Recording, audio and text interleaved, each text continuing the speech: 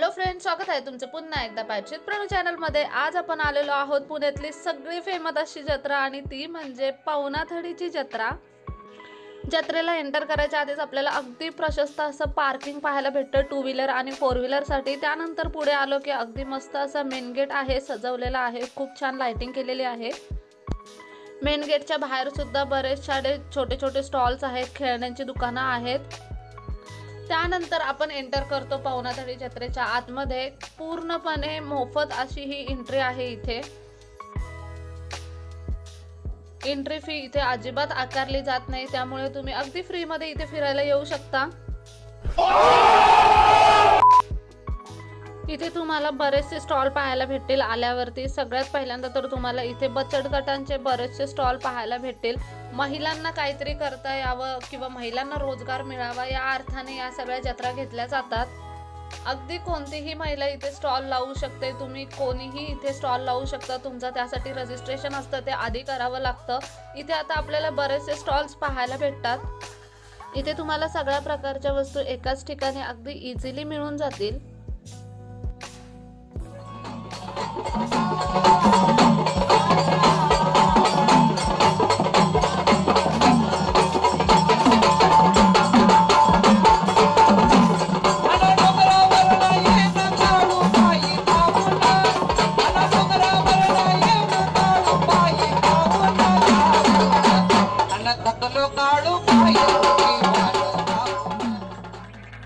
इथे ठिकठिकाणी मनोरंजनाचे कार्यक्रम सुद्धा होत असतात। यानंतर आपण पहिल्या लेन मधून आता बाहेर पडलो, आता आपण दुसऱ्या लेन मध्ये जाणार आहे। इथे अशा बऱ्याच लेन आहेत। पवनाथडीमध्ये आपल्याला बऱ्याच प्रकारचे स्टॉल्स पाहायला भेटतात। अगदी कलाकुसरीच्या वस्तूंचे म्हणू नका, छान छान कपड्यांचे, घरगुती वस्तूंचे, घरगुती मसाले, लोणची पदार्थ यांचे बरेचसे स्टॉल्स आपल्याला इथे पाहायला भेटतात। तुमचा जर एखादा घरगुती बिझनेस असेल ना किंवा छोटासा गृह उद्योग असेल तरी सुद्धा तुम्ही तुमचे स्टॉल्स इथे लावू शकता। अशा स्टॉलमध्ये ना बाहेरून खूप जास्त लोक येतात, त्यामुळे मालाची विक्री खूप जास्त प्रमाणात होते। खूप प्रॉफिटेबल असते ही गोष्ट आपल्यासाठी। इथे अगदी छान छान कलेक्शन होतं। इथे तर ज्वेलरीचं कलेक्शन सुद्धा एकदम छान होतं। सगळ्यात महत्त्वाचं म्हणजे सगळं तुम्हाला अगदी कमी रिजनेबल रेटमध्ये मिळून जातं। 100, 200, 300 रुपयाच्या वस्तू म्हणा, कपडे म्हणा, तुम्ही इथे अगदी आरामात घेऊ शकता। खाद्यपदार्थांचे अगदी वेगवेगळे प्रकार, त्यानंतर अगदी छान छान असे कपड्यांचे प्रकार, पर्स, ज्वेलरी, चपला, हे सगळं तुम्हाला इथे मिळून जाईल।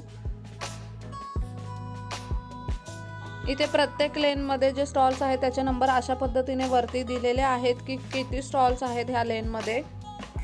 त्या अकॉर्डिंग तुम्हाला कुठे फिरायचं ते तुम्ही फिरू शकता।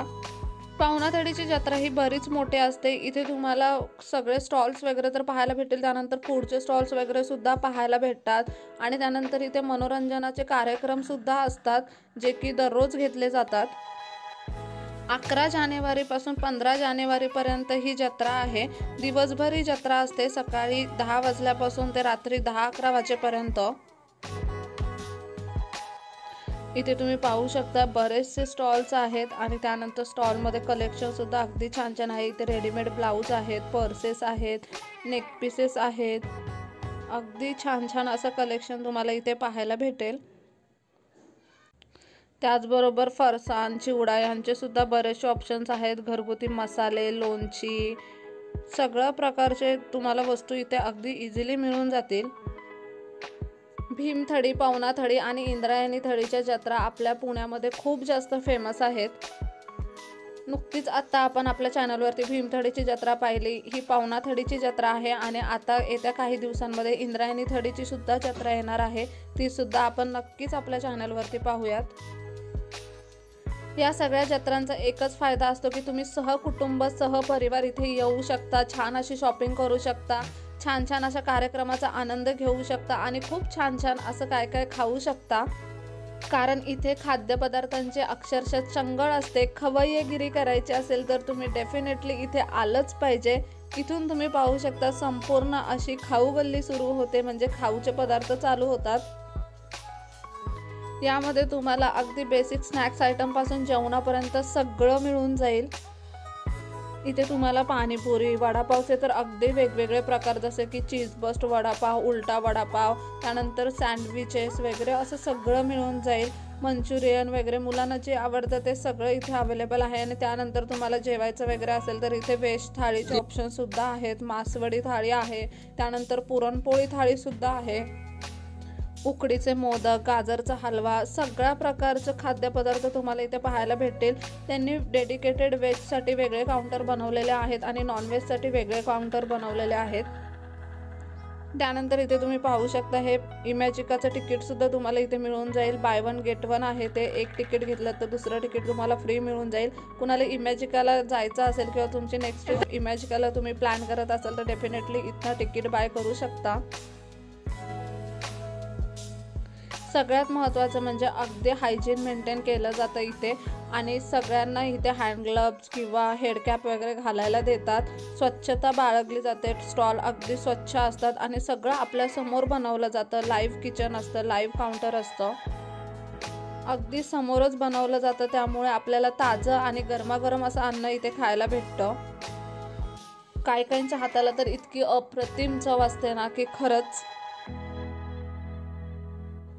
तुम्ही जर माझ्यासारखे खाऊप्रेमी असाल ना तर हे असे जे जत्रा असतात ना त्यांना कधीच सोडायचं नसतं, कारण की इथे ना वेगवेगळ्या प्रांतातून वेगवेगळ्या भागातून लोक आलेले असतात। आपल्याला त्या भागातले वेगवेगळे पदार्थ खायला भेटतात किंवा अगदी छान अशी वेगळी काहीतरी चव कळते, खूप वेगवेगळे पदार्थ कळतात।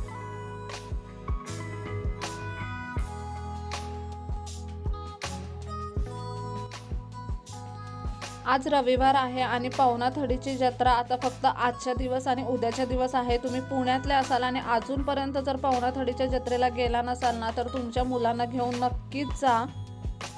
इथून पुढे आता नॉनव्हेजचे काउंटर आहेत आणि नॉनव्हेजचे काउंटर झाल्यानंतर आपण पुढे सुद्धा जाणार आहोत। मुलांसाठी खेळणे आणि मनोरंजनाचे कार्यक्रम सुद्धा इथे आहेत।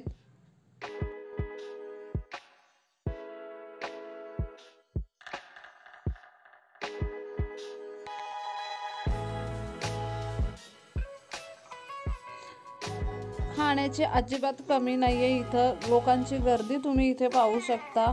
अगदी व्हेजमध्ये तुम्हाला वेगवेगळे पदार्थ तर भेटतीलच, पण तुम्हाला याच्या पुढे जाऊन नॉनव्हेजमध्ये सुद्धा वेगवेगळे पदार्थ भेटतील। इथे उकडीचे मोदक भेटत आहेत, पुरणपोळी भेटते, पाणीपुरी, शेवपुरी, रगडा पॅटीस, काही नाहीये असं नाहीये।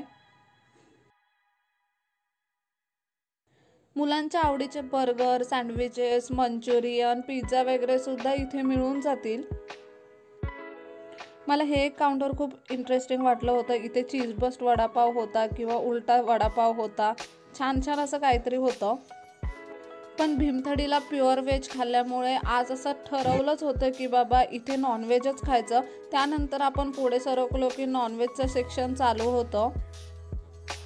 नॉनव्हेजमध्ये सुद्धा प्रचंड प्रमाणात ऑप्शन्स आहेत, जसे की तुम्ही खेकडा थाळी म्हणू नका, बोंबील थाळी, सुरमई थाळी, कोंबडी वडे थाळी, नुसते कोंबडी वडे, चिकन लॉलीपॉप, चिकन थाळी, मटन सूप, बिर्याणी, कोळंबी पुलाव, असे बरेचसे ऑप्शन्स आहेत चिकनमध्ये सुद्धा।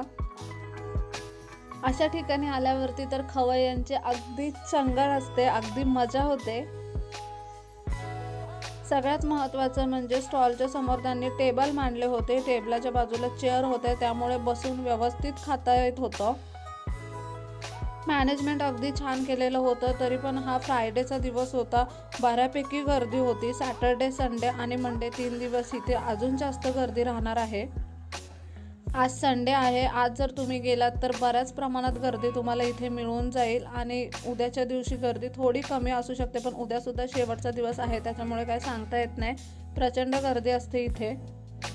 त्यामुळे जत्रेचे जे सुरुवातीचे 2-3 दिवस असतात ना तेव्हा शक्यतो जत्रेला जाऊन यायचं।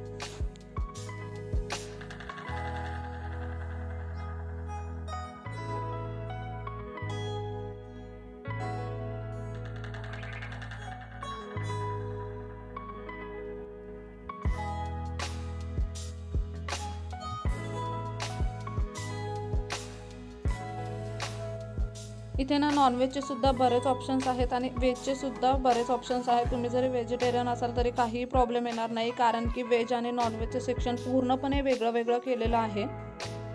घरातल्या लहान मुलांना सोबत घेऊन आलात आणि मोठ्यांना सोबत घेऊन आलात तरी प्रत्येकाच्या आवडीचं काही ना काहीतरी तुम्हाला इथे मिळूनच जाईल।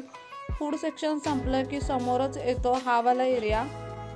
सगळी खेळणी लावलेली आहेत, अगदी मोठे मोठे आकाश पाळणे आहेत, इथे कोलंबस आहे, मुलांसाठी मिनी ट्रेन आहे, खूप छान छान अशी खेळणी लावलेली आहेत इथे। तुम्ही मुलांना इथे खेळायला सुद्धा नेऊ शकता किंवा तुम्ही स्वतः सुद्धा ह्या सगळ्या खेळण्यांचा आनंद घेऊ शकता। खेळण्यांच्या बाजूला बाहेर आलं की हे लगेच सगळे छोटे छोटे स्टॉल सुद्धा आहेत, जिथे तुम्हाला काही वस्तू भेटतील, खाद्यपदार्थ सुद्धा भेटून जातील इथे सुद्धा। पवनाथडीच्या जत्रेमध्ये मनोरंजनाची तर काहीच कमी नाहीये, या ना त्या पद्धतीने तुम्ही तुमचं मनोरंजन करूच शकता।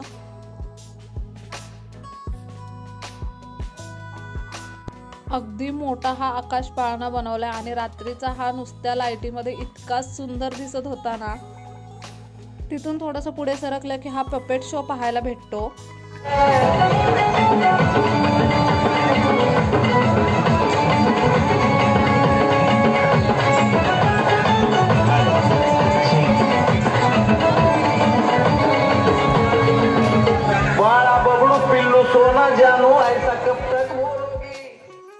त्यानंतर इथे आलं की इथे सगळी भांडी 200 रुपयाला होती, खूप कमी प्राइसमध्ये इथं भांडी विकत होता हा मुलगा। त्यानंतर पुन्हा पुढे गेलं की हे सुद्धा सगळे नॉनव्हेजचे काउंटर आहेत, इथे सुद्धा तुम्ही बरंच काय काय खाऊ शकता। मासेप्रेमींची तर इथे अगदीच चंगळ आहे। इतकं सगळं फिरून झाल्यानंतर शूट करून दमलो होतो, त्याच्यामुळे म्हटलं आता काहीतरी खाऊन घ्यावं। त्यासाठी मग एका ठिकाणाहून चिकन बिर्याणी घेतली होती, सगळं थोडं थोडं खायचं होतं म्हणून ही हाफ चिकन बिर्याणी घेतली होती। 80 रुपयाला ही चिकन बिर्याणी होती, सोबत फक्त कांदा दिलेला आणि लिंबू दिलेला। प्राईसच्या मानाने मला क्वांटिटी जरा कमी वाटली। आपण नॉनव्हेज घेतो तेव्हा असंच होतं, व्हेजमध्ये आपल्याला बरीच क्वांटिटी मिळते। त्यानंतर ही चिकन थाळी मागवली होती, चिकन थाळीमध्ये 2च वडे होते, नंतर तुम्हाला लागले तर एक्स्ट्रा घ्यायचे होते। सोबत सुक्कं चिकन दिलेलं, रस्सा दिलेला पातळ, थोडासा भात दिलेला, कांदा आणि लिंबू दिलेला। एक्स्ट्रा वड्यांसाठी एक्स्ट्रा पे करावं लागत होतं। खाऊन पिऊन पुढे आल्यावरती इथे तुम्ही पाहू शकता हा हॉल बनवलाय, या हॉलमध्ये कार्यक्रम घेतले जातात। त्याचबरोबर सन्माननीय उषाताई मुंडे म्हणजे आपलं स्वागत पिंपरी मागवच्या वतीनं समाज। आम्ही गेलेलो त्या दिवशी इथे होम मिनिस्टर खेळ पैठणीचा कार्यक्रम सुरू होता। तुम्हाला जर मस्त हिंदी मराठी गाणी आवडत असतील ना तर 15 तारखेला तुम्ही संध्याकाळी इथे जा, संगीत कारवा म्हणून कार्यक्रम आहे इथे। त्यानंतर अगदी मस्त छान छान असे फोटोज काढून आपण परतीच्या वाटेला निघतो। खरंच आवर्जून भेट देण्यासारखी ही जत्रा आहे। 11 तारखेपासून 15 जानेवारीपर्यंतच ही जत्रा आहे। तुम्ही तुमच्या मुलांना, घरातल्या थोरा मोठ्यांना घेऊन नक्की इथे जाऊ शकता। लोकेशन खाली डिस्क्रिप्शन बॉक्समध्ये दिलेलं आहे। तुम्ही जर अजून पवनाथडीला गेला नसाल तर शेवटचे 2 दिवस उरलेत, नक्की इथे जा। आजचा व्हिडिओ कसा वाटला कमेंट बॉक्समध्ये नक्की सांगा। चला तर मग पुन्हा भेटू अशाच एका नवीन व्हिडिओ सोबत। तोपर्यंत मस्त खा, भरपूर फिरा आणि आनंदी रहा।